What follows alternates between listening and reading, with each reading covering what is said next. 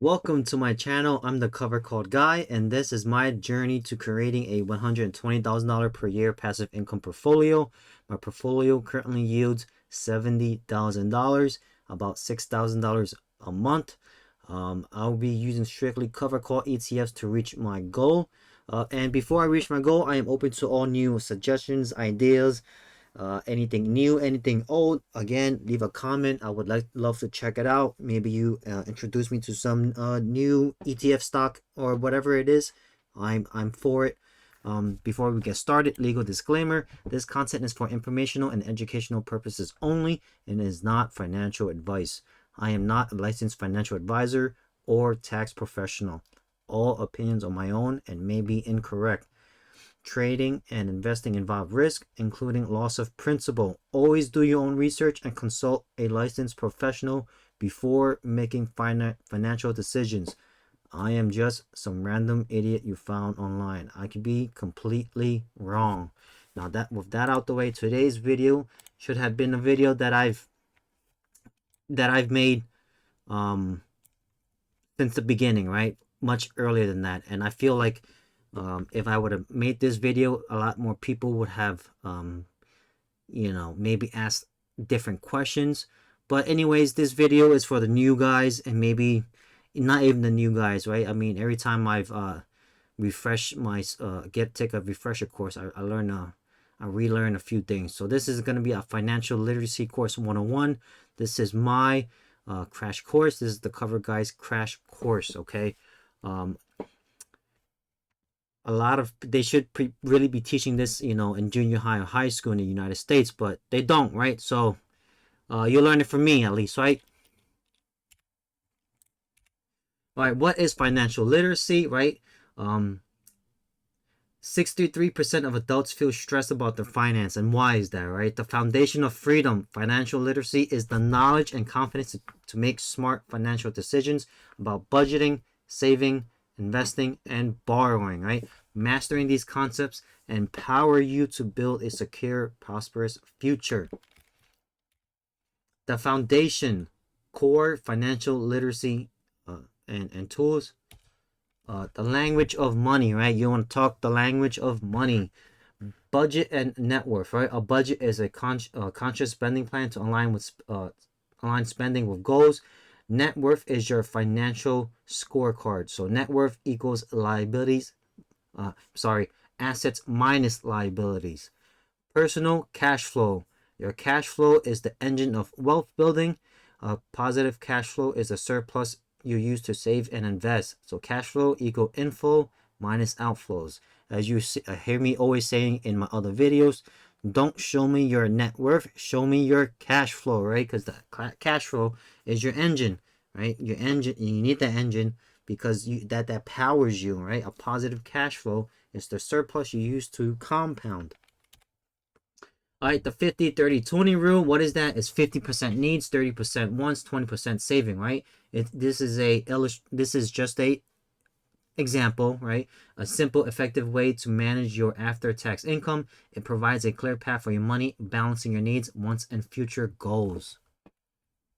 Again, of course, this is just an example. Obviously, if you can increase the savings, that would be even better. How to create a budget, right? Step 1, track your income and expenses. Step 2, categorize, right, your needs versus your wants. Step 3, set goals and make a plan. Step 4, review and adjust regularly, right? Sometimes you may be able to save more. Some days you want to treat yourself. That is fine too. Modern budgeting tools, right? YNAB, you need a budget, right? A proactive behavioral tool. It's built on zero-based budgeting, forcing you to give every dollar a job before you spend it, right? You want to pay yourself first. If you guys haven't heard that, you always pay yourself first, right? Best for those who need to change spending habits and build discipline. And then we have the Monarch Money, a passive monitoring and cash flow tool. It's a high-level financial dashboard for tracking net worth and investments. Best for those who have complex finances and need awareness and consolidation. Build your emergency fund, right? For the typical emergency fund, you want at least 3 to 6 months of living expenses, your financial safety net, right? If you, what happens if you get hurt or lose the job, or something happens. An emergency fund is your personal financial safety net. It protects you from life's unexpected events like a job loss. AI is up and coming. I made a lot of videos about this. AI is up and coming, and eventually is gonna start taking, if not almost all, if not then all, entry level jobs, right? All of the 50, 60, $70,000 jobs will be taken by AI, right? And then like job loss or medical emergency without forcing you into debt.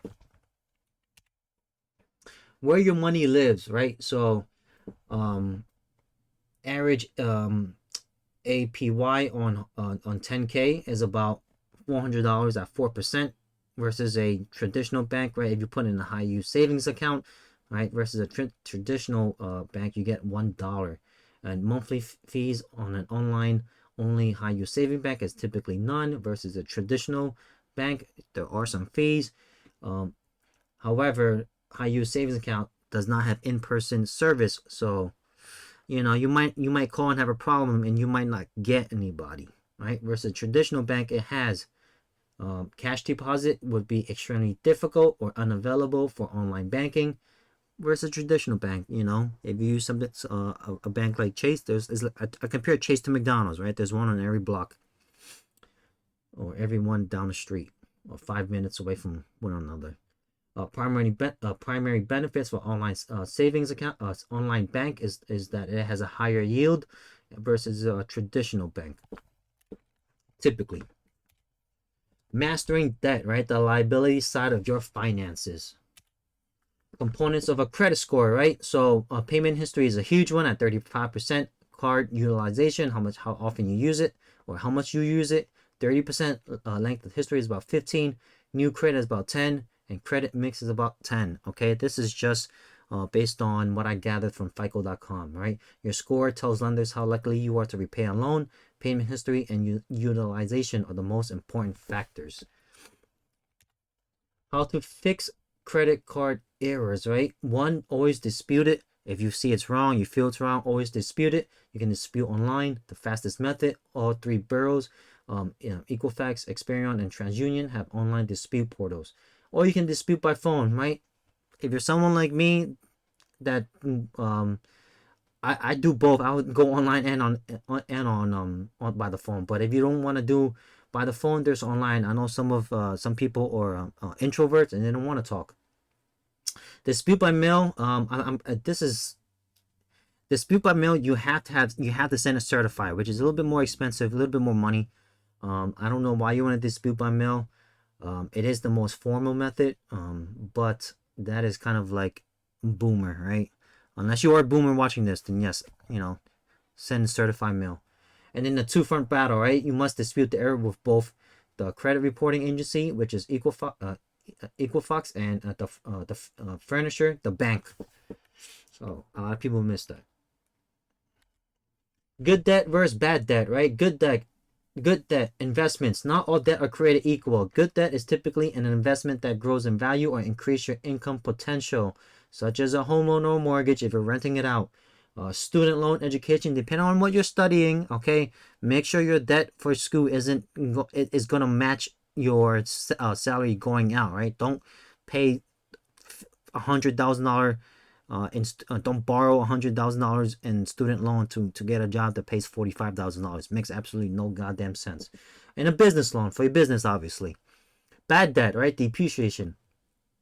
Bad debt is used for items that quickly lose value and do not generate any income. This debt is the most costly to your financial health, right? Using a credit card and not paying it, that makes absolutely no sense. Payday loans, I get it. Sometimes people are in life happens. Expensive cars. Cars are one of the things that I always say. I have a general rule for myself. If I can't put a minimum 50% down on a car, I can't afford it, right? I typically buy car in full. Why would you want to pay 5 years on a car for it to depreciate, right? You're paying more than it's worth. Like, it makes no sense. Absolutely no sense. But some people do it, and hopefully after watching this video, if they're watching, you know, you learn something. Debt repayment strategies. Let's see. The first one is the strategy, which is the debt snowball, pays off the smallest balance first, and then debt avalanche, pay off the highest interest first. The why, psychology, right? You want to create quick wins, build motivation. The math, and they also make mathematical sense, right? Save the most money on interest, and is best for individuals who feel overwhelmed and need momentum, right? Individuals who are disciplined and motivated by efficiency. So there's two. There's debt snowball and debt avalanche, right? It just depends on what you want and what you're aiming for, and how much debt you have, and how much you make, how much you can save each month. The last resort, bankruptcy. That's if you can, right? I'm not gonna get too much into this because not everyone can. If you want to pause it and read it, but this one is not going to apply to like 95% of people, right? This is gonna be very, very hard. Typically, you want an attorney to be doing this for you. You don't want to just be doing this yourself. You don't want to be claiming bankruptcy if you even qualify. All right, the human factor, an introduction to behavioral finance. All right, the rogue galley of bias. Right, you have loss aversion. The pain of losing $100 is far more powerful than the joy of gaining $100. Herd behavior, making decisions like buying or selling simply because everyone else is doing it, driven by FOMO, right? Fear of missing out. That is very powerful feeling. I've been a victim of it myself, but you learn, you live, you learn, you get burned, and you don't do it again. Anchoring, attaching to a reference points like a stock's purchase price, even if it's no longer relevant, right? You have that not boomer mindset, but you have that mindset where, oh, the good old days where the price was low. I'm not buying it until it goes back, but it will probably never go back. People who bought Apple stock at $20-$25, do you guys see it going back to $20-$25? Very, very unlikely. Confirmation bias, right? Seeking out information that confirms your existing beliefs and ignoring data that does not. I also kind of was like this until you just have to be willing to accept changes. You just have to be willing to understand that it's not always going to be like this, right? You want to adapt, right? And I forced myself to adapt because life is ever changing. Regulatory rules and laws always change, so you should be adapting and changing with it. The behavioral feedback loop, right? This is just a quote that I saw online. Biases create the worst possible outcome. Buying high, driven by overconfidence, and selling low, driven by herd-induced panic, which is FOMO. The solution is to build systems, right?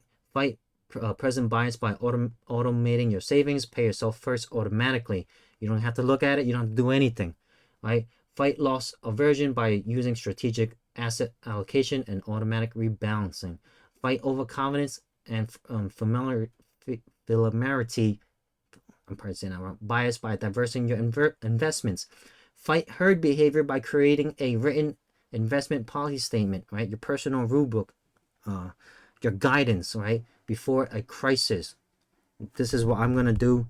If this happens, then I'll do this, and if this happens, I'll do that. You have to follow it. You have to be strict with yourself. The growth engine, investing in financial products, right? The power of compound interest. What was the famous quote by Albert Einstein? Right, Albert Einstein's. If you didn't know, there's 7 wonders of the world, and the 8th, which is compound interest, is the 8th wonder of the world.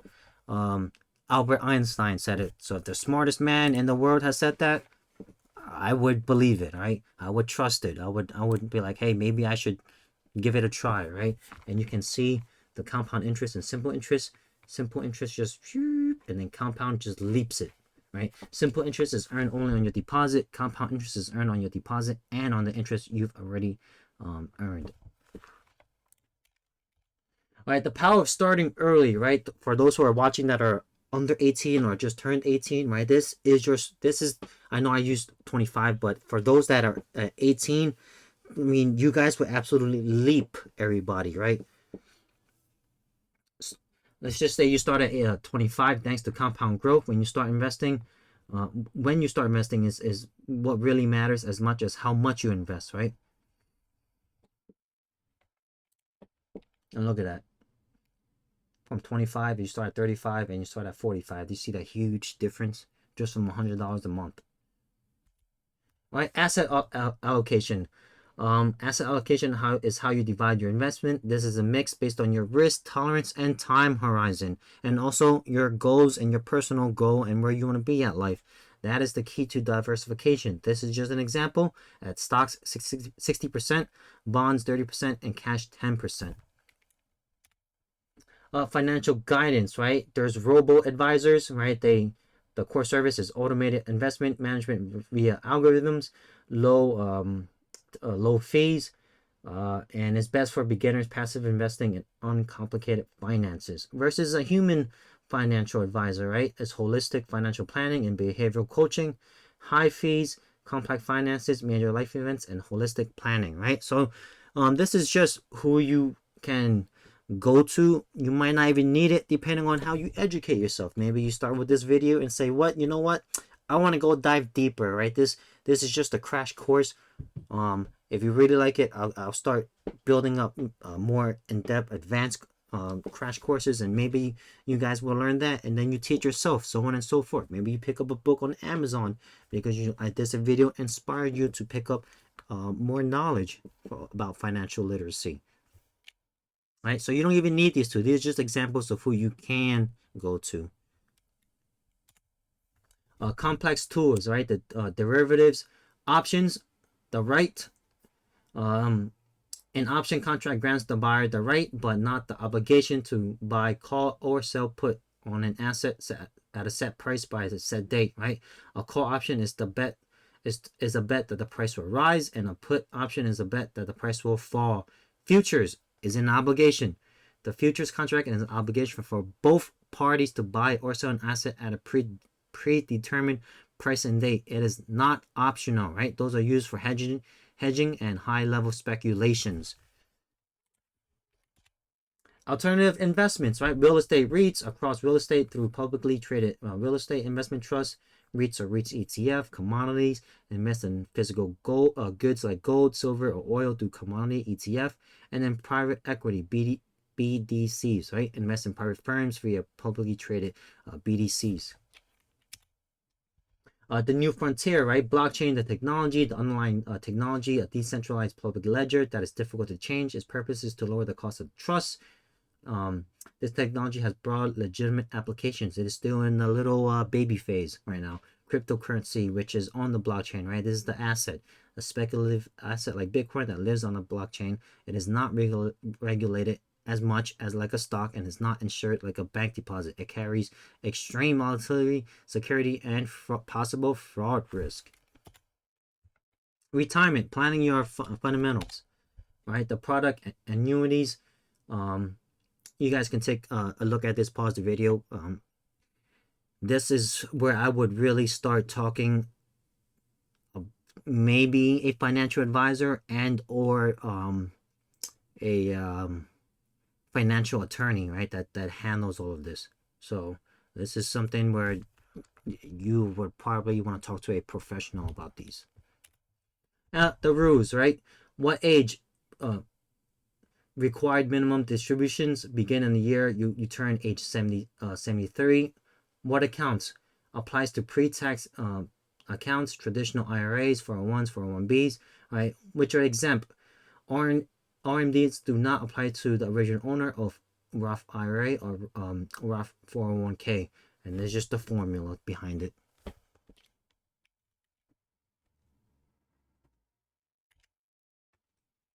Advanced retirement income strategies, right? The 4% rule and its criticisms, right? It is too rigid. It maximizes SORR, ignore taxes, and is based on the past. Again, you can just pause it and read up on it. Let me know if you agree. I made a video on the 4% rule. I am not a fan of it at all. I do not use the 4% rule. Okay, the core risk, right? Secret risk, um, which is SORR. Um, it's the danger that a market crash early in retirement and will permanently derail your plan, even if a long-term returns are good. Example, as a 1 million portfolio drops 30% to 700K, and you have to withdraw $40,000, which is now 5.7 of your assets, not 4%, which deplete your capital faster, which hence is why I don't like the 4% rule. I don't like the withdrawal rule. And then there's the bucket strategy. Is the antidote that to the SOR is flexibility, right? The bucket strategy creates this. Bucket 1 to 5 is cash for living expenses. You never have to sell stocks in a crash. Bucket 2 is bonds. Bucket 3 is stock and growth. Estate planning, protecting your asset and wishes, right? Again, you can pause this, read it. For estate, I would again go to an estate attorney, because they would provide actual professional advice. But this is just a basic overview. I don't want to get too much into it. This is just something I put together where you guys could understand and just read up on it. But I would really, if you want a will and trust, to talk to an actual attorney. Right, in capacity plan, right? Healthcare documents, right? Living will and all, and the what states your wishes for the end of life care. Again, always talk to an attorney, right? Healthcare power of attorney, that's POA. Talk to an attorney. Any financial documents that you want someone else to have authority on your behalf, I would always talk to an attorney. The financial planning process, right? 1, define your goals. 2, gather your data. 3, analyze and create a plan. 4, implement recommendations. 5, monitor and review. Right? These are all of these have to be in order, and you have to actually follow all 5. You just can't miss a step. When you miss a step, you completely throw up your financial goals, your financial planning, and your financial process. You miss a step, and you will completely just derail yourself of actual financial freedom or your financial goal. So that's very important. Entrepreneurial finance, right? Finance for small business. Again, the legal structure of the business. When you're talking about LLCs, again, I would talk to an attorney, because not all S corp and LLCs are handled differently. If something happens, you can still lose your LLC or your S corp, right? You can still get sued, and they can still take what you own. So again, talk to an attorney about this. All of this, you would need an attorney and a private accountant. The business, right? The checkbooks, operating activities, cash from 4 businesses, sales of good, payment and wages, investing activities, cash spent on or received, long-term assets, and financing activities, right? Your cash from debt and equity, tax taking or paying back a loan, or your owner investments, your investments. The big picture, right? Macro and individuals, and the individual, that's you. Right, the Federal Reserve and your wallet. If the Fed cut rates, borrowing becomes cheaper. Mortgage, auto, personal loan rates tends to fall. Saving becomes less profitable. Annual yields on high yield savings accounts and CDs will drop. If the Fed raises rate, right, borrowing becomes more expensive, right? Just like as you take out a loan, it becomes more expensive, right? This is bad news for new borrowers, but this is good for the savers, right? It's more profitable. Recession in the stock market, right? What is a recession? A recession is a significant decline in economic activities spread across the economy, lasting more than a few months, right? It has to be at least 2 back-to-back quarters, right? Or however, whatever definition they've changed it now. They actually changed the definition of a recession. But it's typically a downturn that lasts. Is not as just a dip, right? It's an actual downturn in the economy. Right? It has a global impact. Employment and consumer spending drop. Right? The economy, the market is not the economy. Right? The market is forward-looking and often declines before an economic downturn is often in recovery by the time a recession is officially announced. Right? What lesson can we learn here? Do not make investment decisions based on recession headlines. Right? Exchange rate in your life. A strong dollar is appreciating. Your US dollar buys more foreign currency. Right? So it's great for US tourists traveling aboard. Aboard. Aboard. Oh my God. Okay. A weak dollar is depreciating, right? Your US dollar buys less foreign currency. That means it's bad for US tourists, right? If you guys want to hit up different countries, then if the dollar is weaker, then we can't buy more, right? We can't enjoy that life like we want to. Advanced applications, real life case studies. Again, these are something you would have to actually sit down, read over what is right for you. And you can also get a you don't need professional guidance or to hire a professional. This is just something if you're a parent, right? You want to maximize this if you have a kid, and it just depends, how you want to in a way save up for your kid. Case study: renting versus buying. The cost of owning, right?